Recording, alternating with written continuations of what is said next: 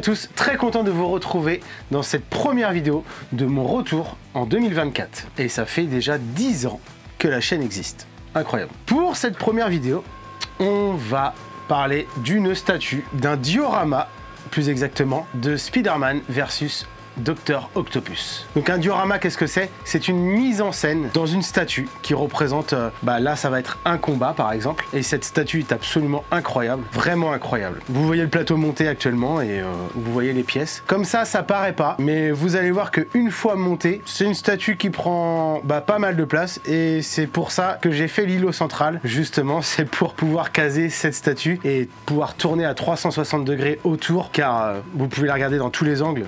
Elle est magnifique. Depuis quelques années, je trouve, personnellement, et je pense que je ne suis pas le seul, que le Dr Octopus est devenu le vilain emblématique, le Némésis de Spider-Man. Les 2 premières décennies de la création de Spider-Man, c'était clairement le bouffon vert qui était le Némésis de Spider-Man. Mais là, depuis les années 2000-2010, avec le run de Dan Slott, maintenant, c'est clairement le Dr Octopus. Avec la série Superior Spider-Man, ça a encore pris plus d'ampleur. Mais même à l'époque, dans les années 70, le Dr Octopus était déjà un vilain emblématique de Spider-Man. Je vous rappelle quand même qu'il s'est marié avec Tante May, le bonhomme. Ce n'est pas rien, ce n'est pas rien. Je monte cette statue avec vous et on se retrouve juste après.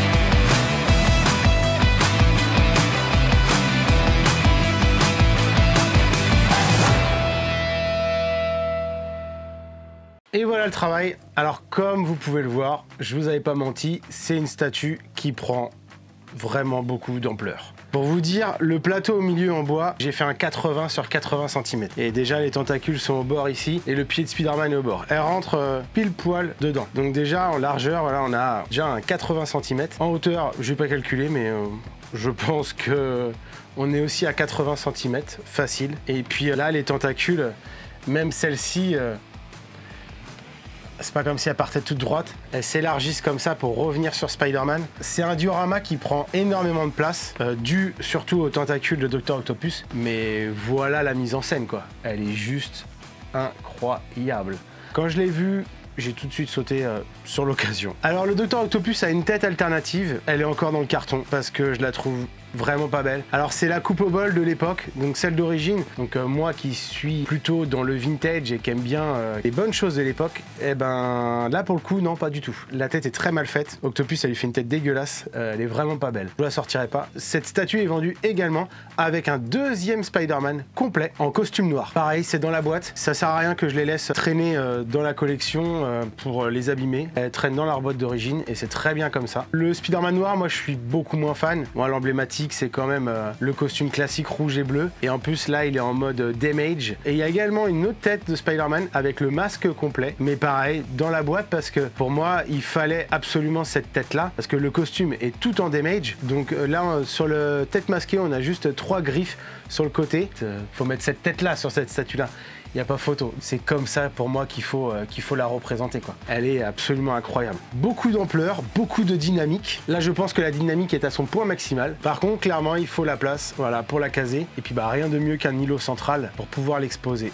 Clairement. C'est une statue qui est limitée à 45 exemplaires dans le monde. On la trouve pas partout, bien évidemment. C'est une statue qui prône ma pièce. Elle se retrouve en plein milieu sur l'îlot central quand on rentre dans ma collection. On regarde pas forcément celle-ci en premier, mais c'est celle où on va s'arrêter le plus parce qu'on est à hauteur d'homme. On peut tourner autour. Voilà, dites-moi ce que vous pensez de cette statue dans les commentaires. Si vous aviez pu, est-ce que vous auriez craqué aussi? Est-ce que vous mettriez ça dans votre collection de comics? S'il y avait une seule statue à prendre, un one-shot, est-ce que vous prendriez ça? Il existe également beaucoup d'autres dioramas, notamment de l'artiste Caleb Nefzen, que je vous conseille de suivre sur Instagram. Voilà, j'espère que cette première vidéo de mon retour vous aura plu. N'hésitez pas à partager, à liker, à me suivre sur les réseaux, sur TikTok aussi. Je fais beaucoup de shorts et on se retrouve très prochainement pour une nouvelle vidéo. En tout cas, portez-vous bien et à bientôt.